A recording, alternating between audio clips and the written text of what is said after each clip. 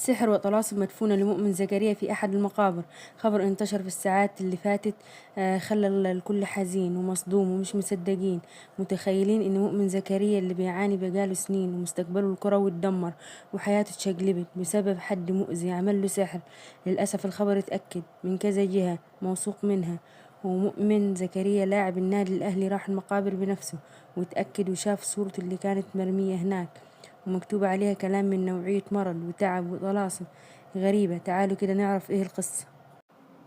مؤمن زكريا في وقت من الأوقات كان نجم مصر والأهلي، وكان واحد من أخطر اللاعبين على المرمى، لدرجة إن المنافسين كانوا بيعملوا له ألف حساب وبيترعبوا منه. في وقت لما كان مؤمن مكسر الدنيا كلها وبينزل يجري الملعب كله بطوله وعرضه، فجأة وبدون أي مقدمات لقينا مؤمن زكريا تعب ودخل المستشفى وحياته كانت في خطر، ومبقاش قادر ياخد نفسه غير بالأدوية